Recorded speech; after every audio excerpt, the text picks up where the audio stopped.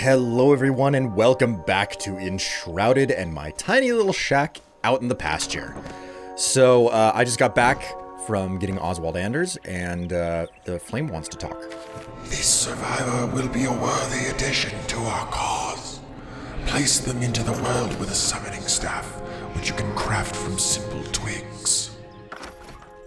Alright, Oswald. Okay, I actually have to click before I can properly place you. At last, I return. I'm a humble blacksmith at your service. Let's prepare you for what's to come. Speak up. Okay, crafting the first gear, I guess? Oh, I can't just press E. I have to actually click on this. Okay. Took you long enough to find me. Look at you, weak and puny. And they call you Flameborn. First thing you need is equipment.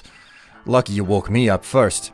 Crafting a scrappy sword and a spiked club or some armor will serve us well. Okay. What about the cleansing fire? Embervale can still be saved. Where there's ash, there's embers, kid. The shroud suffocates the valleys, so seek the elixir well with your new gear and raise the root of our misery. Ignite the depths and set this evil ablaze. Go on. I'm counting on you, Flameborn. Cool, and well rested? Even with new gear, you shouldn't feel too safe out there. Rest up and eat well before you head out. A fire, a roof over your head, and some meat in your belly will prepare you for anything. Alright, cool. So let's check the crafting situation. Basically, NPCs, their main feature here is to help you craft stuff. They also give you missions, but what I need to focus on is the charcoal kiln, these new collecting, harvesting tools, you know, the axes, the pickaxes. I also need a one-handed weapon. Don't know if I'm going to do I'll probably do the club over the sword because it does slightly more damage. But most importantly, far and away, is the fur armor set. Which mostly takes torn cloth and string, as well as leather, so... Oh.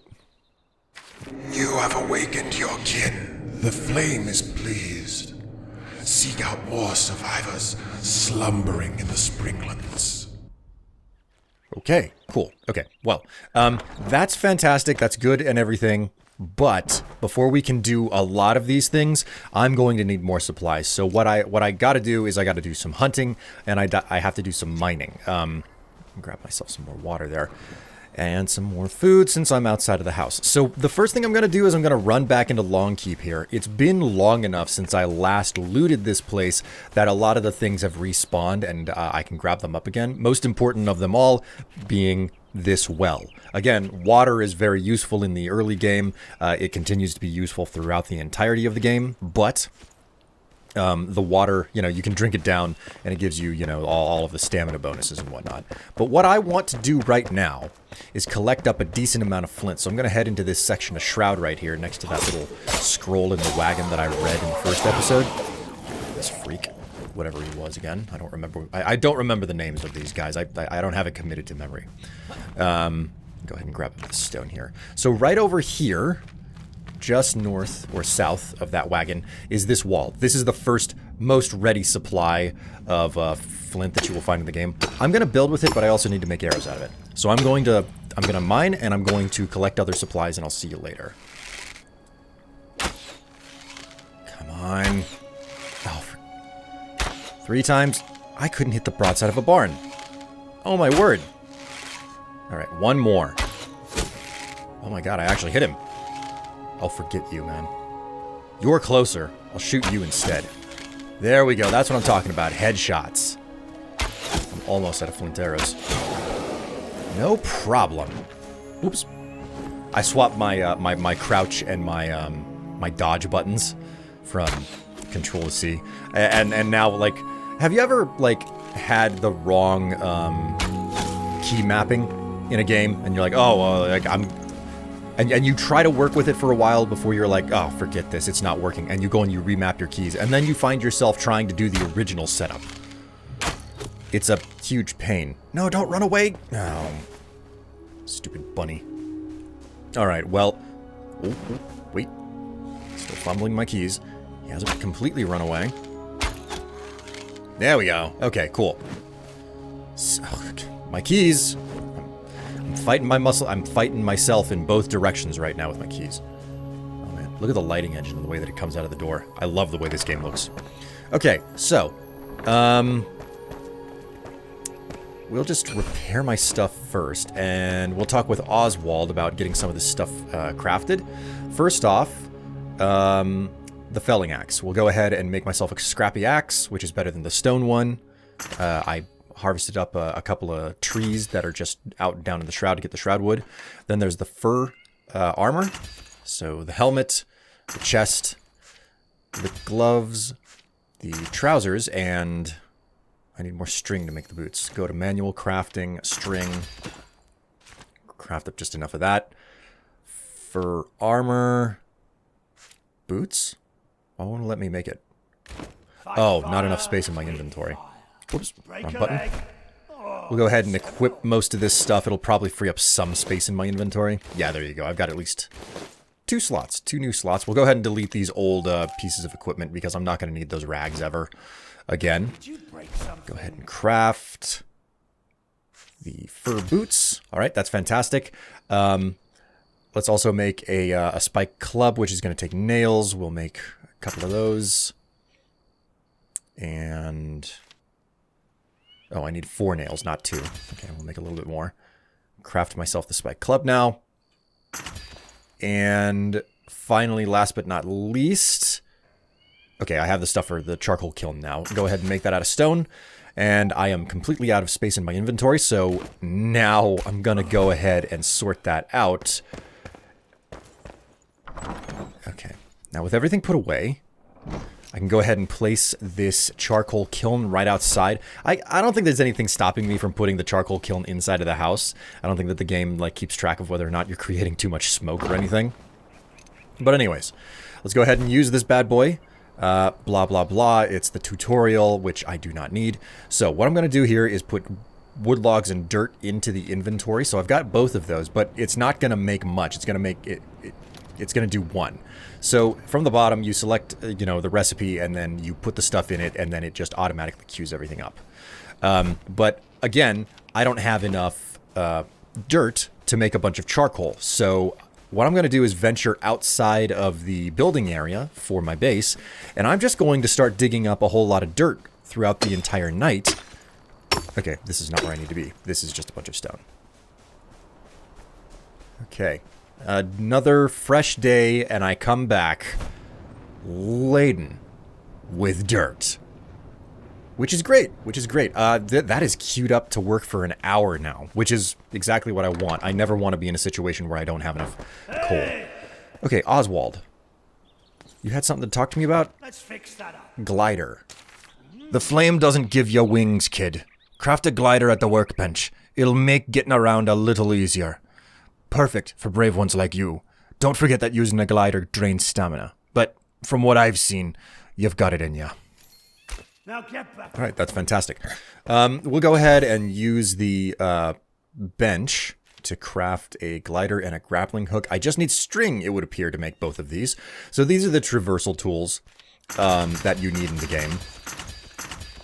We'll just make all of them. These are the 2 traversal tools in the game. A glider, which isn't too difficult to make, and the grappling hook, which takes, you know, metal scraps and everything. So now with those 2 things made, we can right-click and equip them. And I'm going to go ahead and sort my... like, I'm going to store stuff, I'm going to do some cooking and whatnot, and from here, I'm going to head out.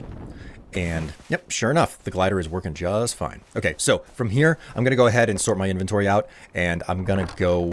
and I'm going to hit the road, and we're going to go on an adventure.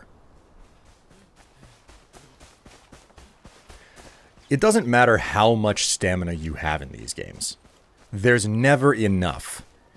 I also kind of like the whole stamina wheel situation. Like, I know that that's kind of a Breath of the Wild type thing. Zelda did it. Well, I don't know that they did it first, but they're definitely the ones that popularized it. I kind of like having a stamina wheel next to your character, rather than having, you know, like a bar at the bottom of the screen. Anyways,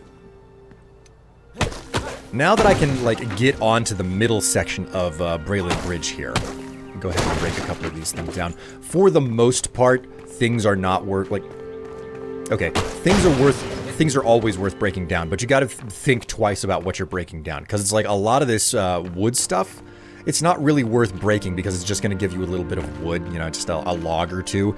And in all honesty, if you need wood, well, you're going to get more traction by just, you know, felling a tree. What do we have here? Yeah, not much.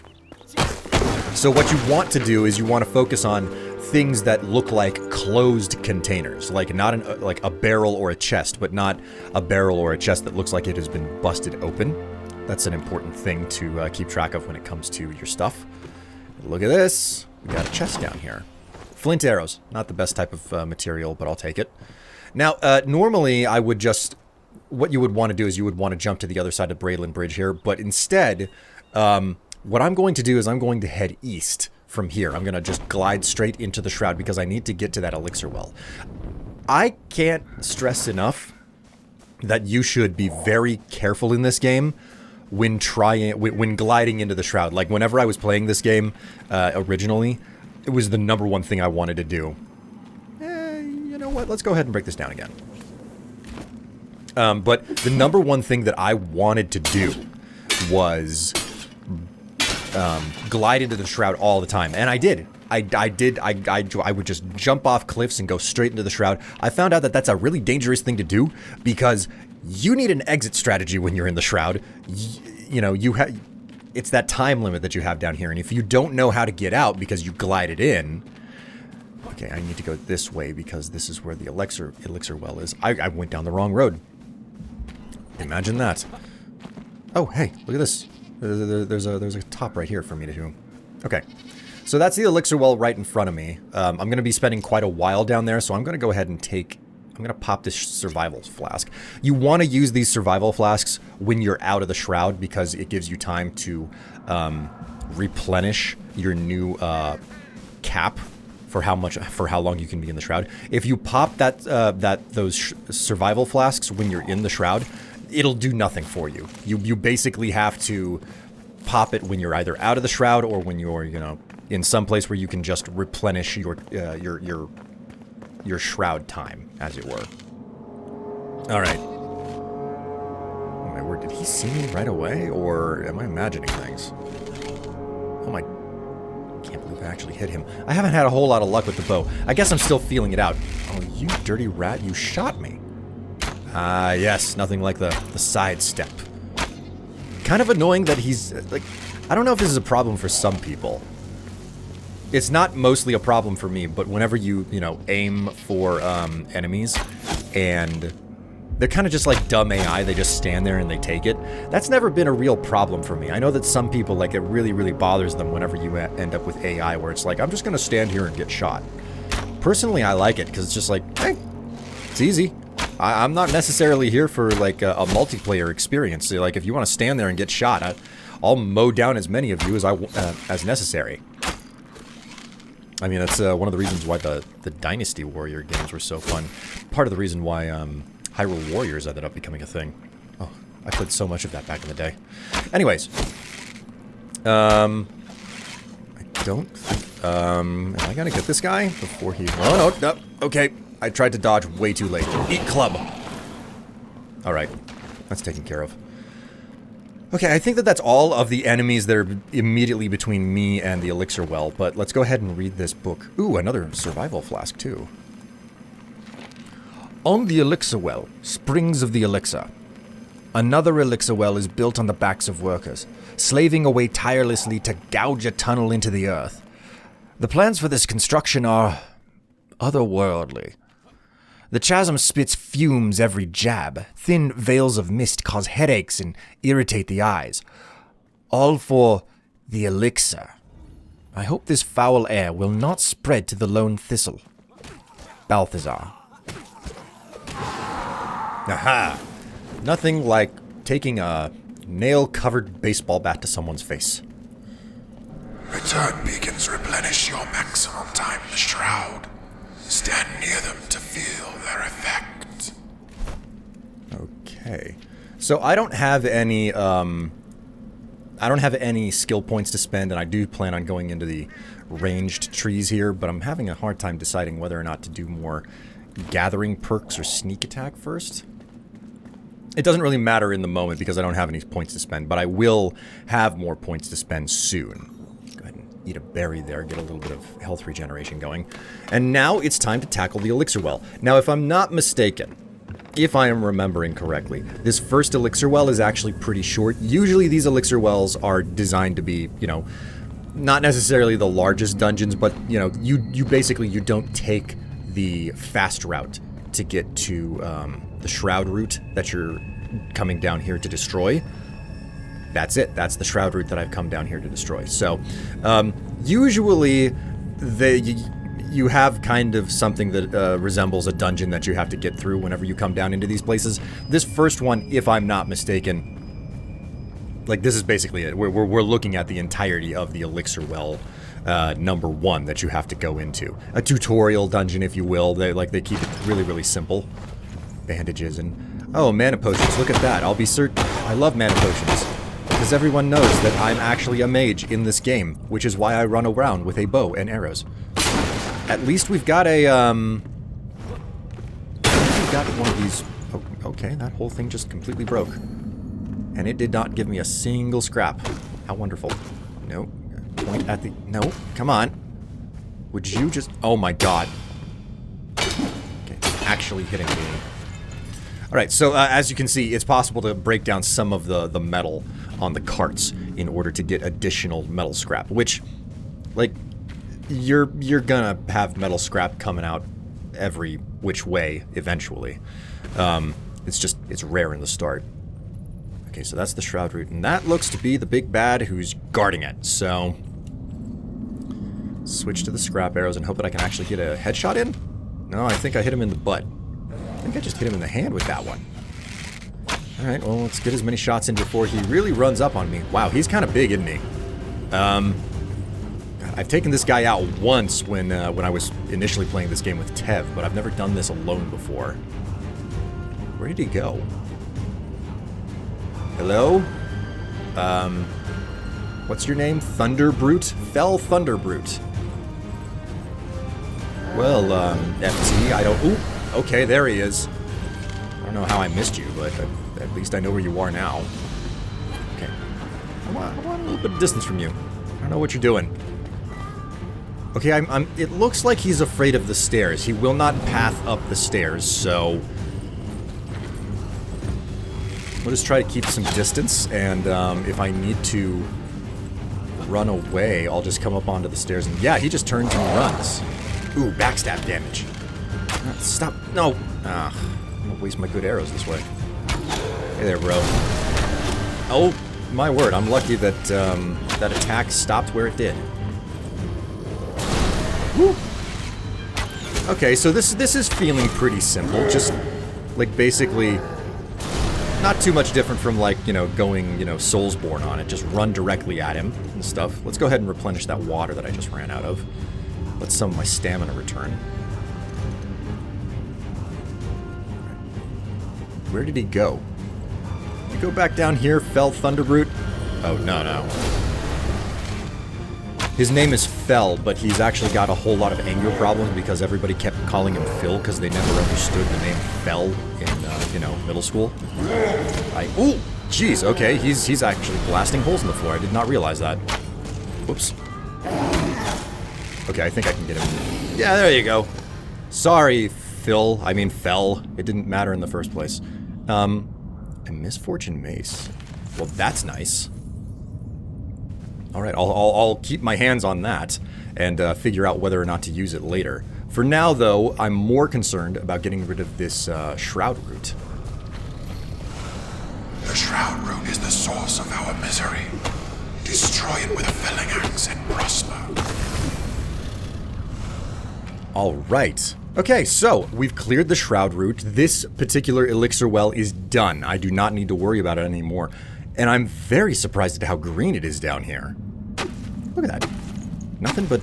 It's entirely made out of dirt down here. There's like no special weird material that the elixir well is made out of. Unless you count this right over here where the root was. And I'm getting nothing. Nothing? Just a bunch of mycelium. I know that there's like glowing stone somewhere in the game, but I was hopeful that I'd be able to find some right now, but it's just not the case. So, alright. So much for that. I could just exit this elixir well right now, but since the shroud has been cleared from here, I'm gonna look around. Can I break this down? This big old like pot thing? Nope, doesn't look like it. I was just hitting the ground underneath it.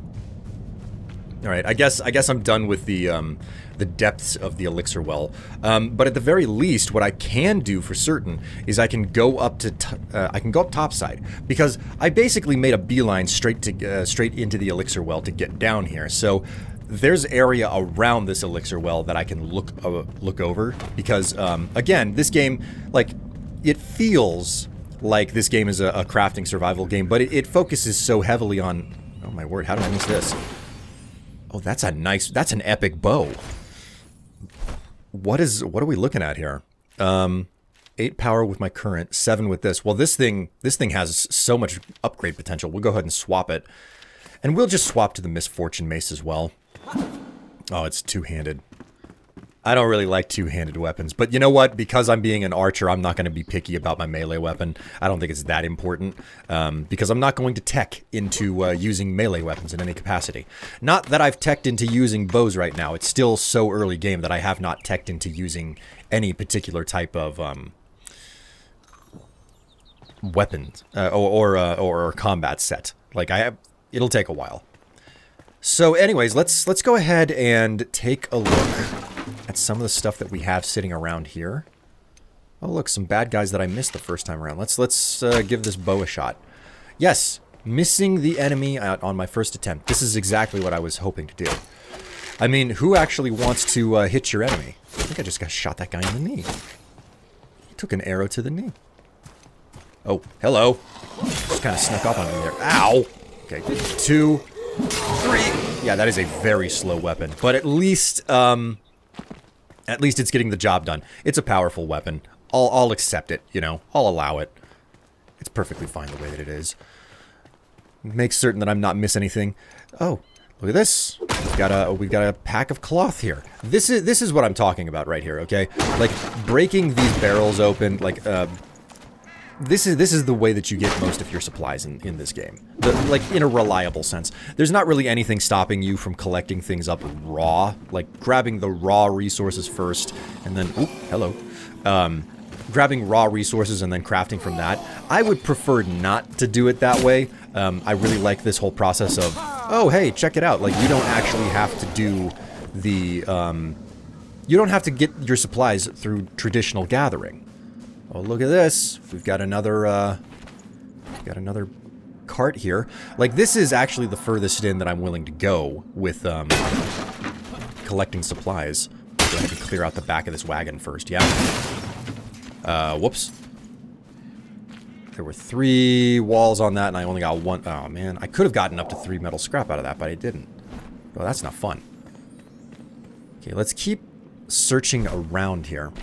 Actually, my quests... Okay, yeah, I completely finished the quest here. So, everything that I'm doing right now is extra. It's gravy. Like, I, technically speaking, don't need to continue looking around, but it's the exploration, you know? Exploration is what I'm here for. This game does exploration really, really well, in my opinion. So, that's the entire reason why I'm doing this right now. Why I'm making videos about this. Because, oh my god. It scratches the itch, man. It utterly scratches the itch. And look, if I didn't stick around and look, I wouldn't have found that mana potion for whenever I run out of arrows. Yes, my fully non-magical arrows, which can be replenished with a mana potion. Oh man, the game is laughing at me with its RNG. Okay, so go ahead and try to clean out the bed again. Nope, that did not work. That did not work. Okay, did I get any scrap out of that? Nothing. Not a single scrap. That I feel very cheated now. Go ahead and eat another berry and get some replenishment going. I love these little berries that you can eat in the early game. Like the types of food that you unlock and you find useful, like they change as you play the game, but what's over here? There must be more useful things hanging out around here. Ugh, yuck. I don't want to stand too close to the shrooms. I'm also surprised by the amount of green grass that's hanging out around here. What's down in the shroud here? Finding the good stuff. Finding, you know, like 90% junk around you only to find like the 10% good stuff that's strewn all throughout it is what I really love about exploration games and collecting. Wow, they did a lot of damage to me. Okay. Critter parts are something that are a dime a dozen. I don't like they're some of the most useless. Okay, I'm not gonna bother with you guys. Ooh, look, it's a chest, it's a chest. Let's just grab whatever the hell is in it. It's a ring, cool. Oh god! Ooh, huh? Okay, no, run. Okay. Go ahead and use a bandage and eat another berry. Perfect. Okay. We're done. Well, that definitely could have gone better, but I survived, so I'm not going to complain about it too much. I've checked in one direction thoroughly. What say we look in this direction now? I see at least one guy over there, so let me go ahead and pop another bandage real fast. There we go. All right, let's start clearing these guys out because I can see another cave behind that guy. I probably want to venture into it. There might be something valuable. Again, dumb AI. It's just kind of standing there waiting for me to kill it entirely, but what can you do? Ow. Ow. You prick. How dare you? I'm going to exploit your lack of knowledge and experience at moving your feet to, like, evade damage. And somehow I didn't get a critical on that guy. I feel cheated. Ah, and yet, his foolishness and ability to hide in a corner where I can still shoot at his head. It makes all the difference in the world. Alright, what do we got here? Spores and cloth. Spores and cloth. Nope. Nope. Not a whole lot of anything. I like using the felling axe for this stuff, but it's really awkward how, like, it'll only... Its range of motion is so much... I did not mean to use that. Its range of attack is so much smaller. Obviously, because it's it's a harvesting tool, not a weapon. Unfortunately, your weapons don't break things down all that efficiently in this game, so... I constantly use the felling axe for a reason. Alright. What do we have over here? Plenty of extra wagons. Alright, so I learned my lesson last time. Let's go ahead and try to, like, break down... Oh, that's it. Okay, get the cage. Oh, man, I didn't mean to take out the entire freaking... I had the opportunity to get 4 pieces of scrap out of that and it didn't work. I cannot min-max these carts for the life of me. At least I'm getting a little bit better out of it. Nothing in that wagon. What do we have over here? Oh, right, I killed this guy, so. What is in the cave? Exploring the dark grottos and the corners of the world are really what interest me. Oh, that is Deadly Shroud. Okay, nope, not gonna play with that. The Shroud, Red Shroud eventually can turn into Blue Shroud as you advance through the game and execute certain types of upgrades. But one of the ways that they control where you can go in the world is that, yeah, you like the flame of your flame shrine at your base, you have to upgrade it or strengthen the flame, as it were. And the more strong that flame is, the less shroud that is red, as it were. I hope the way I phrase that makes sense. But basically, the stronger the flame at your base... Okay, that is Red Shroud. I should not go further in there. The stronger the flame at your base, the more of the shroud that you can venture through. And that's the primary way that they control where you can go. It's like, okay, well, if the shroud is red, it means that you haven't upgraded yet. My word, there's a lot of shroud liquid to collect up here. Again, shroud liquid is not useful at this stage of the game, but I'd rather be collecting it up in mass now and just, you know, stockpiling it for later. Okay, so I could go in that direction, but what I'd rather do is get out of here and return to base. Because, like, I'm done here. Like, everything that I'm doing is gravy. I'm not gonna try these freaking carts anymore. Just break it and... My God, did I just... I think I just got 4 pieces of scrap out of that cart. Stop trying and things suddenly start going your way. Anyways, like I said, like, everything that I'm doing right now is pure gravy.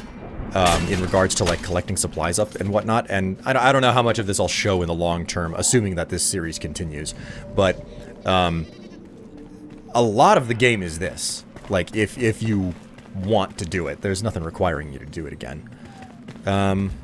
What say we get up here and we try to fast travel back to base, because you can't fast travel whenever you're enshrouded, which kind of makes sense. So, should be to the south. Yes, it works. Oh boy, the Flame Shrine and Oswald. Who do we talk to first? Oswald. The shroud has torn Ambervale asunder. Now that you brought me back to life, I don't even recognize the place. Try to get a better view at the top of that ancient spire over yonder. Let's get it done. Ambervale has changed. Before our time, a race of ancients built towers to survey the land. The ancient spires. One is close by. Climb it and discover the world anew. Alright then. I suppose I could do that. What about the flame? Ambervale can be reclaimed. Collect sparks and offer them at the flame altar to strengthen the flame. Sparks lie scattered around the world in flame sanctums and flame shrines. Alright, cool. So, this is what I was talking about, strengthening the flame. You basically have sacrificial offerings, you give it, and then the flame gets stronger. I can't do that now. What I can do, however, is upgrade the altar with that shroud core I got off of the boss. So, now I have effectively doubled the build area of my base, and I can do it again, but I'm going to take flames as well as shroud cores. And like I said, the sacrificial offerings, but I'm going to need sparks to make that happen as well. So we're now at the phase of the game where I got to get my hands on lots of sparks.